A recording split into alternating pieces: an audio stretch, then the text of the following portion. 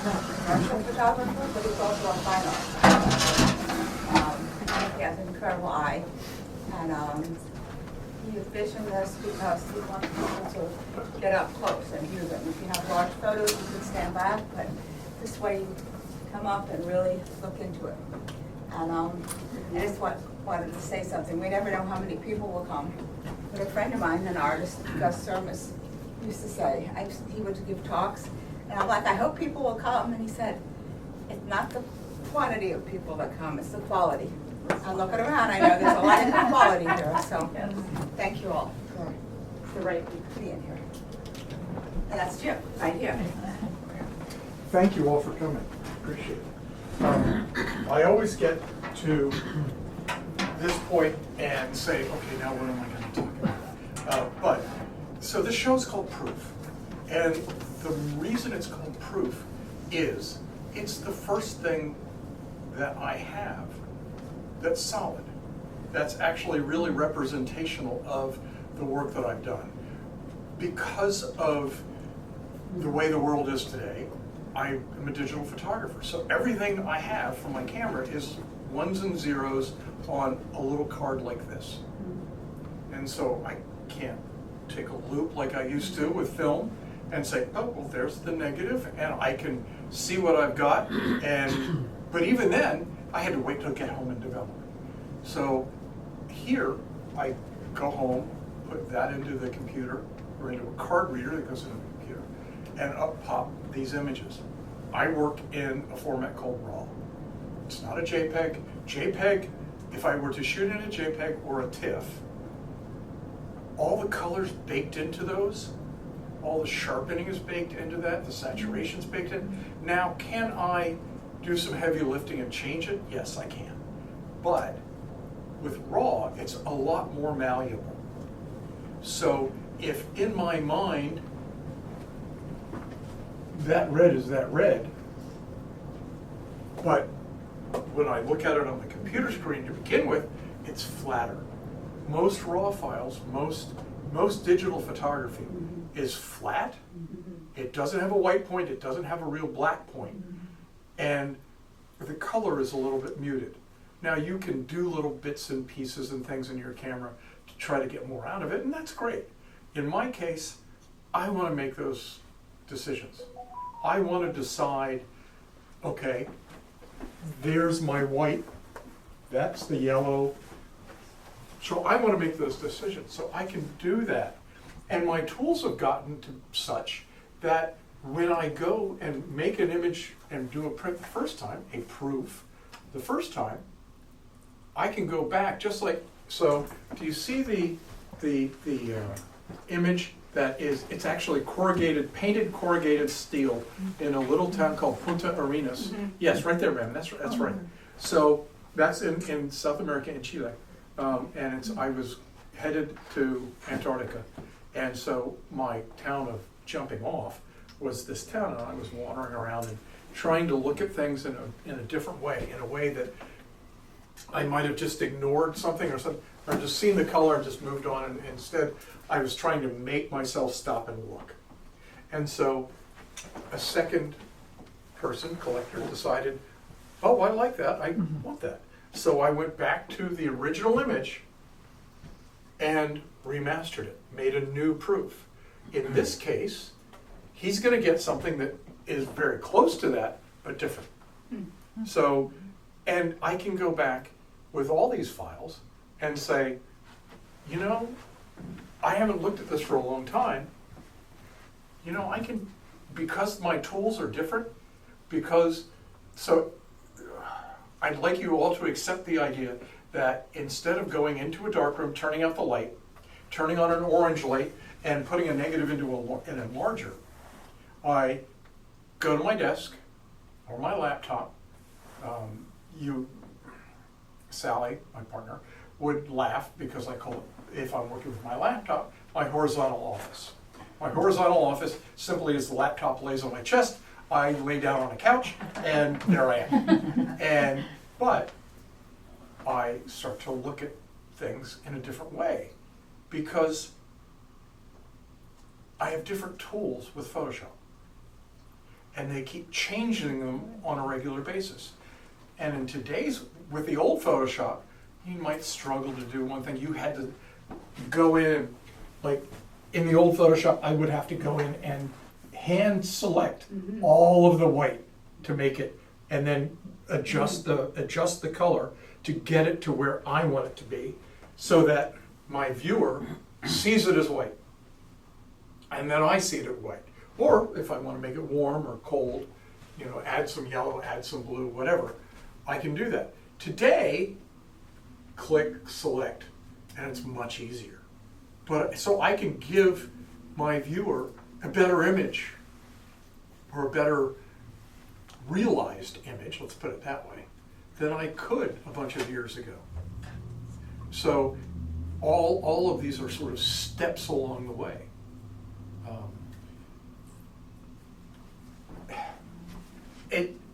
It's funny because you anyway, with that one, you see the blue rectangles at the top, and you see there's sort of, it's kind of magenta. So I've really pulled that magenta up in that image now, and so the second buyer is going to get a new, really different image. The yellow might be a little bit brighter, the red or the sort of pinkish color is a little bit more red, a little bit more vibrant. I'm dealing in terms of luminosities. And luminosity, what's luminosity? Brightness, darkness. But it's not just how black it is or how light it is. It's also the luminosity of color, because you've got the color gamut of it may be sort of magenta to it's magenta. So there's a whole line of luminosity. In Photoshop, we have a thing called curves that sort of looks, when you look at a curve, it's generally you want to have like a bell, like they used to grade us on a bell curve. Okay, and there's a line down the middle of it, like this. You can take that line and move it around and watch what happens as things get lighter or darker. It also will change how vibrant or not vibrant that color is. But then there's something called hue and saturation and lightness. Well, you can make things a different luminosity with that as well. So all of these start, and I'm sitting here going, okay, how am I going to get this little pond to really pop out, and how am I going to keep that line of where the surf is breaking, but still drop the beach down? Now, yes, it was in shadow. So by pulling it down, making selections, doing what I have to do, just as I would have done in a dark room, but in a different way. So if in a dark room, I would have had the negative and the enlarger, and I would have moved my hands around and added light. So if my paper's here in an easel, I would have been like, and I probably would have done it over and over and over again until I got it right. Here, I can make that, I can make these selections that I can keep, and I can work on it, or I can toss them. So, how do I explain this? So I take my picture, up it comes in what's called Adobe Camera Raw. And I do adjustments there. And then that opens into Photoshop proper. Camera Raw is part of Photoshop, but it's the translator of the raw file into a file that you can work on even more. And I can make further selections there. And I always call that my foundation layer, because when you look at the palette that is there, you can see how, okay, I have a curve layer on that, and a saturation layer there, and I have this here, and that, so there's a whole bunch of little layers that help me get to there. So that's sort of how I'm getting to this proof, which I print, and I've got to keep in mind the paper I'm going to use, the ink set that I'm going to use, because typically your printer speaks French. Your computer speaks German, and sometimes it speaks Italian, and sometimes it speaks Chinese. And so I have to find a way to get them to work together and to get them to understand each other. Well, this is my guide. So I'll make that, and then I'll go in and say, I need more lightness here, or I need to do a better selection on that red, or this teal isn't quite right, it's too blue or it's too yellow.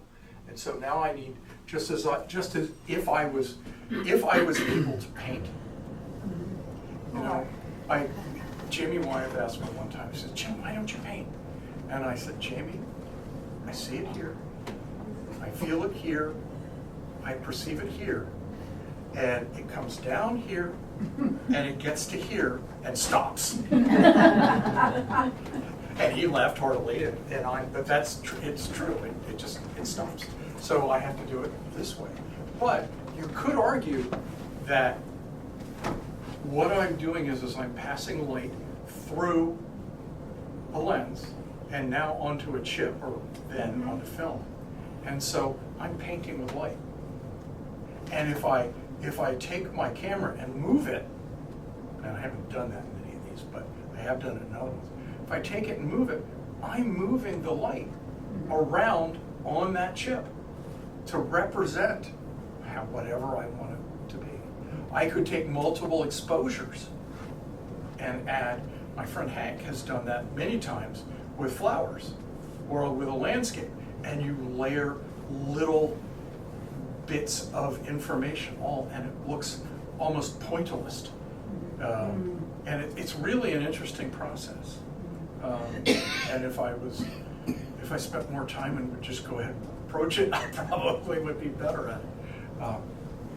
But you're moving light around. That's what as a photographer, that's what your language is light. Or lack of it. It's where am I going to place it, where am I not going to place it? You know, imagine with this, imagine if this was all lit up and this was all lit up. It'd be a completely different image. As it is, it's about intimacy, and it's about it's about sort of that little moment of touching. And now, okay, I may have a story too about the image that I see. My viewer may see something completely different, and that's great. But it's how do I give you the opportunity to get involved with these little prints? To me, and as Ellen mentioned before, it's an opportunity for you to come up and start to really look at each image. Now, they're not all on the same paper. And I'm using a product called Moab, and they make a couple of different papers. So in some cases, it's 100% cotton rag. So it may feel a little bit more like a painting because the way the ink is laid down on it. But it's also going to change color and everything else. So I've got to be a little finicky about what I'm doing each time I make a print. This print, if I'm correct, so this print is also Moab paper. It's called Juniper. And it has a coating on it that makes it a little bit more photographic. But it also will make the saturation more vibrant. It's easier to get more vibrant saturation on that than it is on some of the other ones. So those are things that I have to take into account and look at to begin with. Now, so I have a printer that's 24 inches wide, and I've got a 50-foot roll of paper in it.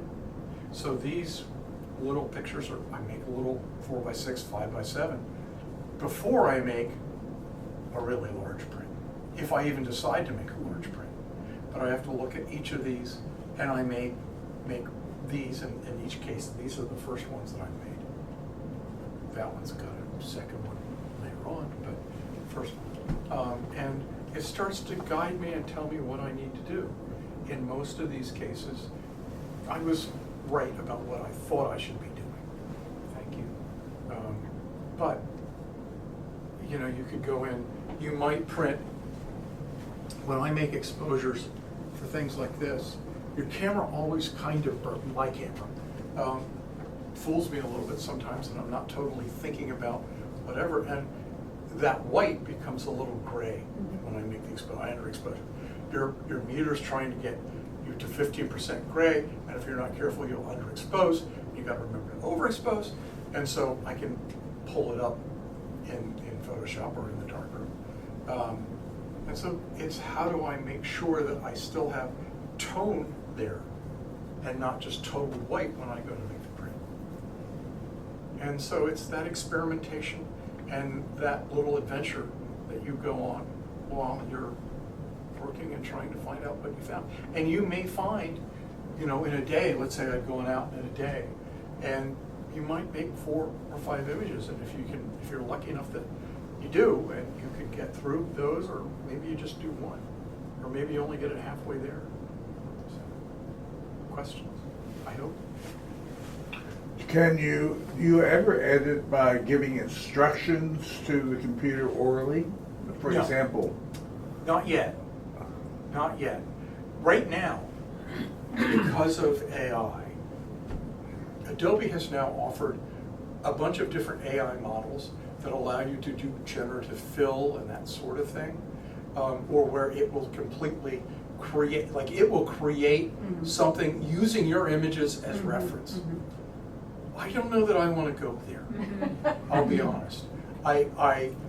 There is a thing called generative fill, where I'm cropping an image and I'm really kind of tight on one edge, and I might want to pull that crop out a little bit, and I might want to use that ability to generate something to give my image a little bit of space or a little bit of breathing room.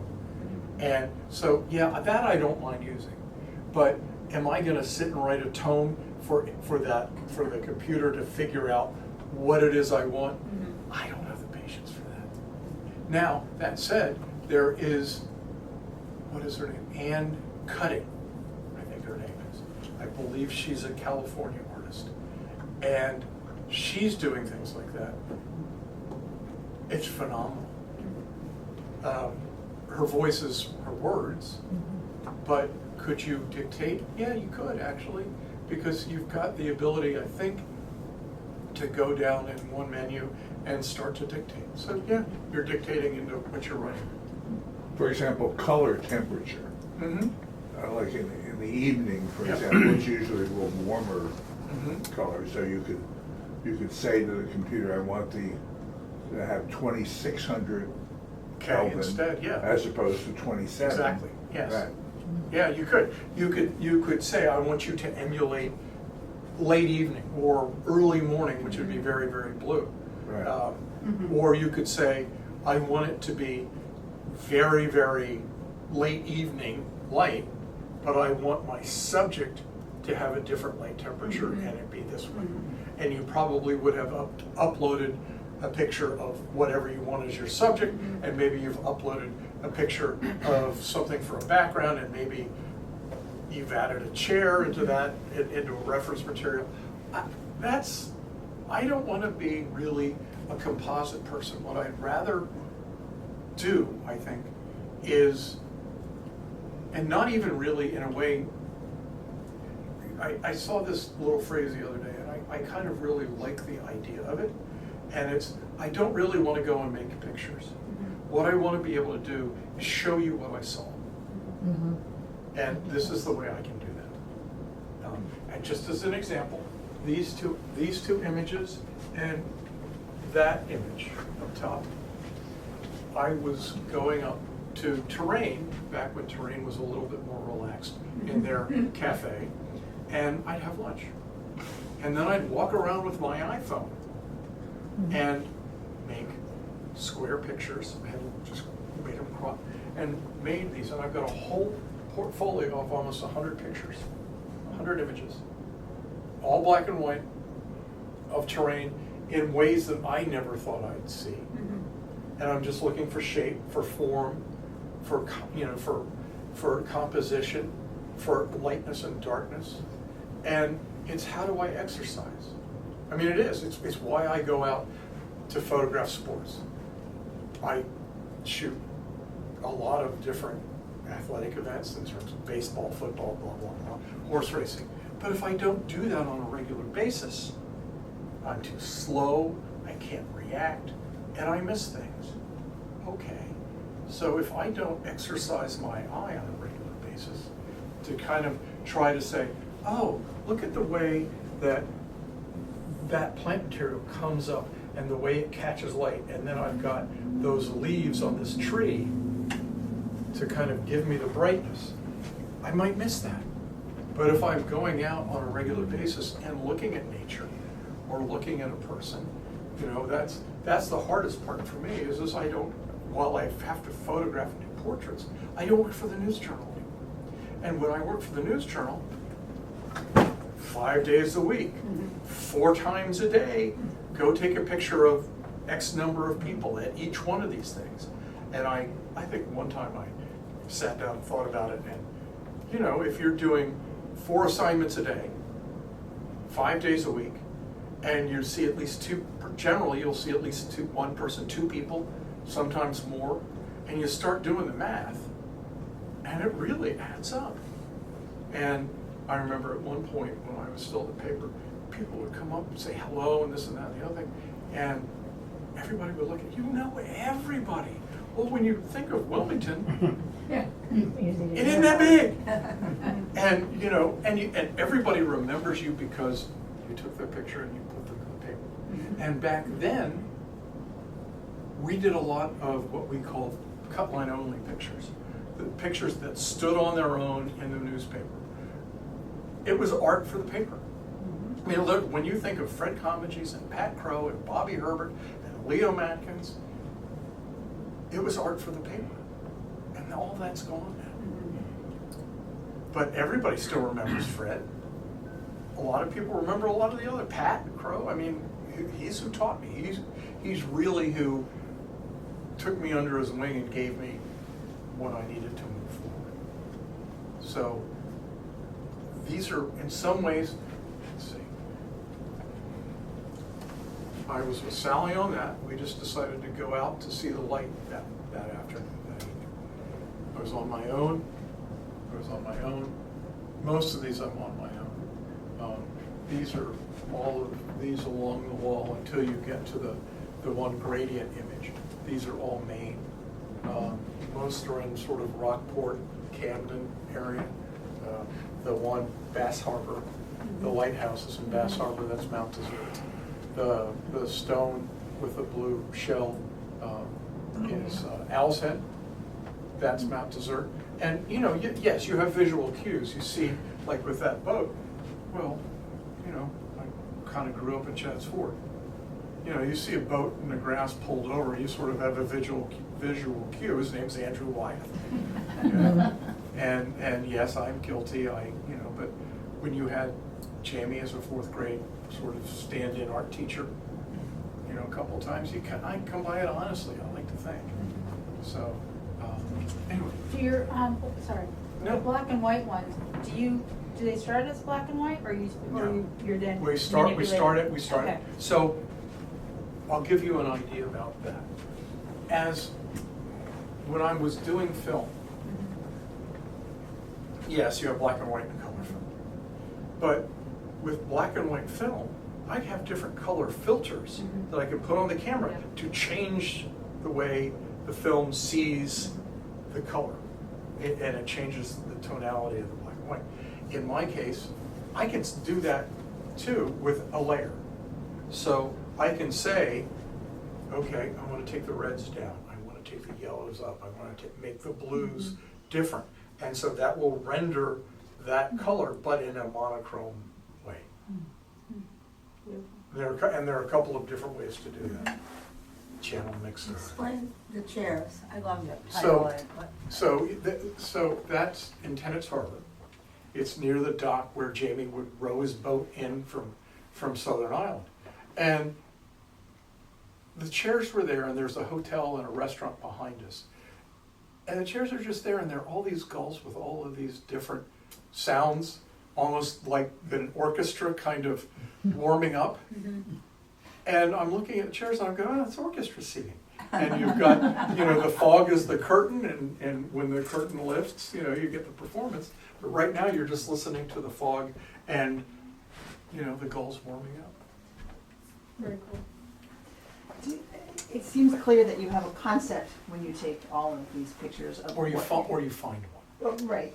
Do you also have a story, or does it lend itself to a story, or are you more interested in capturing what's there, what you see is there, as opposed to what you might make up in your It's a mind? combination. So I don't necessarily, I'll go out and, in the case of the chairs, I went out and said, okay, Jim, it's early, you don't have to be to where you have to be yet. What do you see? And in this case, I was taking a class in printing in Cushing. And my teacher was John Paul Caponegro, whose father was a phenomenal black and white 4x5 photographer. He was a friend of Ansel Adams. JP is one of the great early on adopters of digital imagery, and I've learned a ton from John. That was before class. And I found over the years, because I've gone up and studied with John any number of times, and if you ever think that you want to study photography, and where John's sort of a surrealist in what he does, but he can help you technique-wise. Like, I would have never seen any of this stuff had I not gone up to Maine in 2001, 2002, and done work with John. I mean, he's had that much of a profound, just as Pat Crow had a profound effect on me as a younger, I almost would say child, so has JP. Now, over time, have I done work on my own and figured things out? Yeah, of course I have. But it's kind of nice to have somebody that you can work with that might either give you a leg up or give you a, what are you doing here? You know, a little slap in the face or kick in the pants. But in this case, I wandered down out of the rental house that I was in, and the whiteness of the chairs, the tonality of the grass, the fog, and I do love fog, this sort of, and I don't know that the story necessarily, the story wasn't there per se, other than the visual cue of, oh, look at that, and look at how they're kind of together. And then the story starts to come. Yes? I have a question also, but from this vantage point, orchestra chairs, the geese almost read like whole notes or half notes or eighth notes on sheet music. So it has that quality of it too, because it's just like the lines are there. So I'm curious, all of these lovely images are 5x7, 4x6. Is your mechanical screen, do you work on an iPad so it's similar in size? So you work larger and make them smaller? I'm working on a 32-inch BenQ monitor. So then you must see these things as just almost like sketches. Yeah. So It's a proof. You do It's- make larger images. As an example, at home, the picture of the shells, it's right next to the, I keep calling it a gradient, the picture of the shells, I want to say that that's 22 by something, Okay. so much bigger. And my only limit right now is the size of my printer. I have, when I'm not printing, if I have to send it out, my only limit is the size of what they can print. As an example, I have a client that wants a couple of pieces on metal. So I'm limited to, I think it's 48 inches by 96 inches for that metal print. So do you see these things as not being quite what they could be then, because they're No, not big enough? In many cases, it's interesting because they start getting comfortable. I start getting comfortable with this little size. But I also, when I print them large, it's kind of, how to explain this? Over the years, I have been fortunate enough to have Nikon exhibit my work in their booth up in New York when they were doing a photo show called Photo Plus. It was one of the largest photo shows on the East Coast. The only thing that was larger was, I think, one in Germany. And so they would use my pictures on a regular basis. And they took one of my wedding pictures that was done in Sohm Sound and did,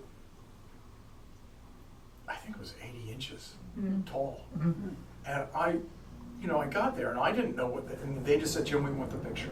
And here's a check. And I was like, thank you, thank you, thank you. And, you get there and you look at the image and you've never seen it like that before. Yeah. And you kind of, and I'm sitting there going, wow, I did that? Really? And you're looking at it, and then typical me, take the glasses off and go in and look at it as close as I can, because I want to see, just as when I look at a painting, yes, I see it from back here, but I don't start to see it until I start to go in and look at the little strokes and look at what the artist has actually done.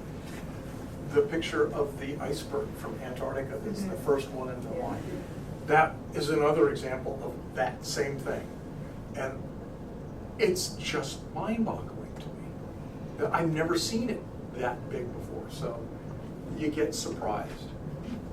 Just like, honestly, when you go in and I see things in a magazine sometimes of the work, and I'm like, I did that? Really? Yeah, Carl. A non-artistic question. How difficult is it today for photographers to protect their work? It's impossible. It's almost impossible. You put it up, you could. Because you can probably remove a digital watermark, for You example. can easily remove digital watermarks.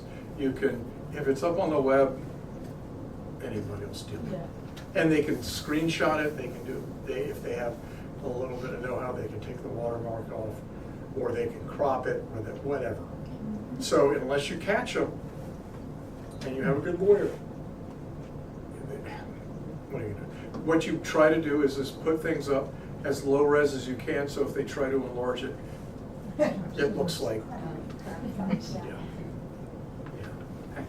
So earlier you were talking about the days of film and how you would dodge. So back then, you pretty much only had one original, because you can't, if you're doing this to make it and you're satisfied with that, you can't make that again because you don't have that memory. It's really hard to do it, to totally duplicate. You can, when you look at, and I'm just going to use names of guys that matter to me. You look at Adams, or you look at Salgado, or you look at Weston, or whatever. They were really good in the darkroom. And now Salgado, as time went on, was a digital photographer, not just a film photographer. But Adams was doing 8x10s and 4x5s. Weston went from larger format and went down to a smaller format to a medium format thing. And some of it's muscle memory, and it's close. It's really hard to see. The thing that's really interesting, and if you really love photography, and you want to see a lot of really good photography in one place, is it next week? I think it's next week. Yes, it is next week. Not that you have a lot of time, but next week there is a thing in New York called APET. It's up at the Armory, 63rd and Park. Go. Because you can walk through and you'll see, for me, I get a big kick out of it, because there's a photograph that we've all seen. It's Moonrise over Hernandez, New Mexico. And what's really interesting is to see the 1930s print versus the much later print, and how his aesthetic has totally changed. And it's one of the things along the lines of what I was talking about earlier about that particular image. His Moonrise is a really low contrast print. It's flat, it's gray, it's kind of like, oh, that's not Ansel Adams, I know. And then as he aged and kept looking at it, he changed the way he printed. Part of it was, I think, he was developing the zone system in his own mind, and he would print it to that deep black of the sky. So I think all of our pictures, as photographers, evolve. I think we see things in a different way, and when we go back and look at our work, we might say, I can can maybe heighten that corner where I really want it to be. I can do X, Y, and Z, and maybe make a better image. So just as I think we all hope that we grow and evolve as artists, I think, you know, your work can too.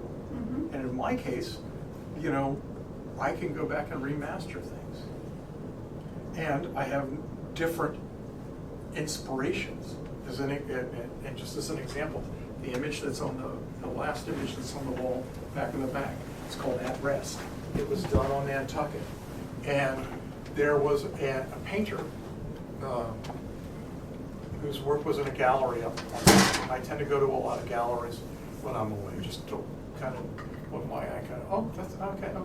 And so his name was Robert Stark. Stark would paint do paintings of a boat with a big red sail sailing against a dark blue background. Very vibrant blue, almost as blue as Lee's jacket. And the sail was always up. And so when I saw that image of that boat that had been brought in and the awning was there and pulled down and over, to me, with the yellow water, it was the exact opposite of the painting that I'd just been looking at. And so it's kind of an homage to him, but it's also, because of the way I set it up, it's a target. You know, you look at that boat as pointing right out between Tuckernuck and Madigan. So there's a way forward. It's a, I'm gonna move on kind of thing. So you create a story with your composition. And with the color for that matter. If that helps. Questions? When you go from proof to the final print, how easy is it to have it completely replicated? You know, because It comes we're up in the digital world. It now. comes up. It comes up very closely. As you enlarge, you have to take into account that this size is going to be a little bit darker than the larger one. So you may have to bring it down slightly. If you want me to, actually, JP today did a post about if you go from here to here, you need to take it down 1 point. If you go from here to here, it might be 2 points or a point and a half. It's really interesting. And it is true. And yes, have I made this, then done an enlargement and gone, why didn't I see that before? And so, yeah, there are times when you might make one more little adjustment but this is your lead over the fence. This is kind of, and I keep a lot. I think it's kind of funny. I have a bunch that were really bad, or sometimes your printer leaks a little bit on an edge, and so, and I thought to myself, what I really ought to do is take those, tear them up, and spell the word proof on the wall with all the torn up prints. Yeah, it's a good lead. They're good leads. They're not perfect, but they get you really close. So when you go super large, so 80 inch or 96 inch, is there some abstraction that happens in that image for you, in the sense that, you know, because this is such a little window into it, and then going so big, you know, unless you stand way far away to look at it, you're coming up to it. Not as much. It's interesting. You can see, you also have to take into account with a digital photograph sharpening. And so you may have to, as you go larger, you may have to go in and put a layer of that image that's been sharpened slightly, and there may be places that you don't want that sharpening, so you have to mask that sharpening out. Skies, you want skies to be really as smooth as you can. Now, having come from a film world where you can see the specks of silver halighted everywhere, I'm not as affected by the little dot. Now, if I see this, it's not bad, it's not there. And do I want to keep it as close to that as I can? Yes, I do. I don't want to, we've all seen images where the photographer, the artist, has over-enlarged. And you see everything looks like it's a square or a rectangle, excuse me. It's too big, it's too much. And I'll give you a perfect example. The stone with the blue shell, Yeah. I can't make that very big because it's not sharp enough. And if I over sharpen it, it'll ruin it. Yeah. So that size is actually lovely. I can go up a little bit more, but then it starts to break down. So someday I'm going to go back there and see if I can find that. Am I going to find it? I don't know. Maybe not. You know, you take a shell in your pocket. Well, and I agree. I have found though that color blue, you sort of see it in a couple of them. And for whatever reason, JP used to accuse me of having this one line in all of my pictures. And it's actually inverted that sort of, that kind of little arc that's in that. And it has slowed, that compositional tool has slowly faded. But I do find that color blue, or a blue along those lines of that shell, it does work its way in every once in a while. So, yeah, Kevin. How often are you surprised or disappointed by an image? All the time. When you did this over the corrugated steel, did you think this is going to be amazing? No, didn't even, you know, it was all sort of an experiment, and yes, it was pleasantly surprising. I'm like, oh wow, yeah. I mean, it's funny, you in my archive, there's a whole folder, whole gallery of images from that day, because I did, I don't know how many pictures that day, wandering around that town, and there was a cemetery, I think it's San Cristobal. It's a famous cemetery. And so I started wandering around there. And in that particular cemetery's case, there were a lot of sort of geometric forms, but there were also a lot of pointillist color in terms of very, very neutral, and then a rose, or a fake rose, or something that punctuated everything. And then as you walked around town, there were a number of places that had a very saturated red. Well, as a digital photographer trying to deal with saturated red and get that to come out properly, it's not easy. I'm sure that when you mix a red, to get it to where you really want it, to where you really feel it, is, it's how do I do that? And in some ways, it's probably why I haven't printed those pictures, because I don't know that I want to go through that to get it. But it's an experiment.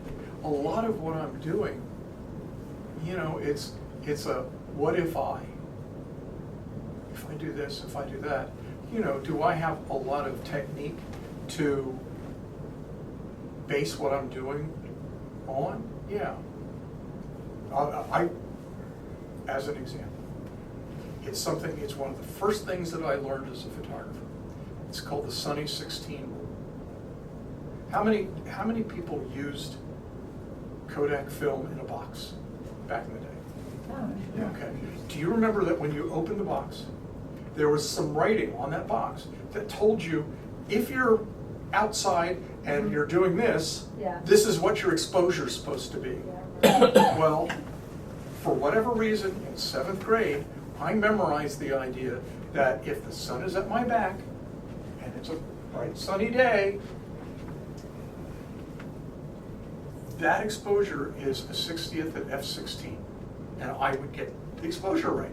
Well, and I can go do the math in my head, or whatever it is in my head, and say, well, that means if it's a 60th at 16, it's a 125th at 11, it's 500 at 5/6, it's 250th at 8, the old adage of 250 at f8 and be there. And so that has saved me over and over and over again. So I don't really necessarily have to depend upon the mechanics of the camera, because I know what the light basically is. And just as I might remember that, okay, let's see, I could use rule of thirds, where, okay, I've got this third, this third, this third, and then, oh, there's a third up there and a third, anyway. And I might remember that, but I don't physically try to do that anymore. It's more, okay, let's see that. Okay, that works. And in my case, in a lot of cases, see how much room I've given the sky here?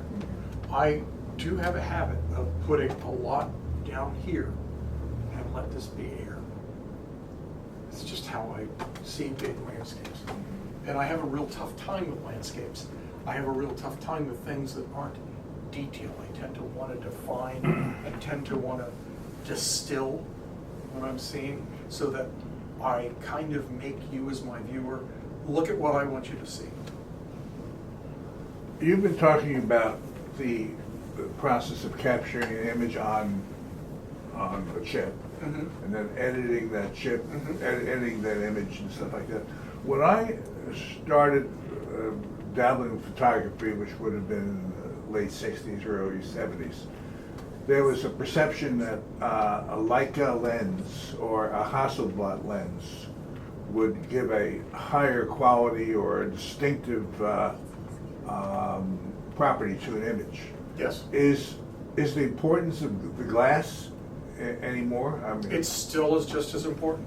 Well, So how does that manifest in today's itself? world, you have to, back in the day, when you're talking about, it was the camera body. Well, the camera body was all totally mechanical. So the Nikon did what the Leica did what the Hasselblad did, the body itself. It was open the shutter, expose the light, close the shutter. The lens created contrast and sharpness. And because of the different coatings on all the lenses, Johnny, help me if I'm wrong, but because of the different, you get different contrast and different look. In today's world, because of color theory, the chip will give you one thing. So if you're out there with a Nikon, your images may start out a little bit blue-green. If you're out there with a Canon, they may be a little bit more red. I don't know what a Sony does.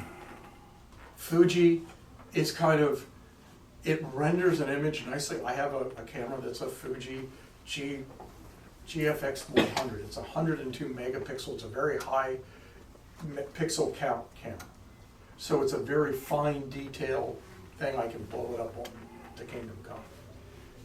But because it has film emulations, so it's emulating Fuji film, it may look different, but it tends to be more Fuji-esque, which tends to be a little bit more saturated in its color. So what you have to do now when you go out and buy a camera is you're trying to get the best lens you can to get the best contrast and the best clarity, and you're trying to get the best chip you can get in the body, because that's what's rendering, just like film was, that's what's rendering your image. And because it's rendering the color and the clarity, that matters. So now it's both body and lens. You know, the Hasselblad, supposedly the XCD2, whatever the series is now, that color is completely different than my Nikon, than your Canon would be, than your whatever would be. And different software on top of that will render the color in a different way. Capture One renders color one way, Adobe renders in another way, Aurora, I think it is, renders it another way. They all, and then each camera company, Hasselblad has a focus software. So it's going to render that file in one way, and Nikon has Nikon Studio, and that's going to render it one way, and Canon has another one, and it's going to render it another way. So it's all your taste. It's all what you want it to be, which is kind of nice. But I still, honestly, I still miss being able to push the button and drive the film down to Chan and have Chan develop the film.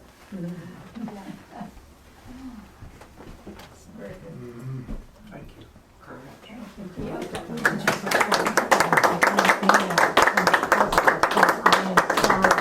He's telling me something. And if you have other questions on here?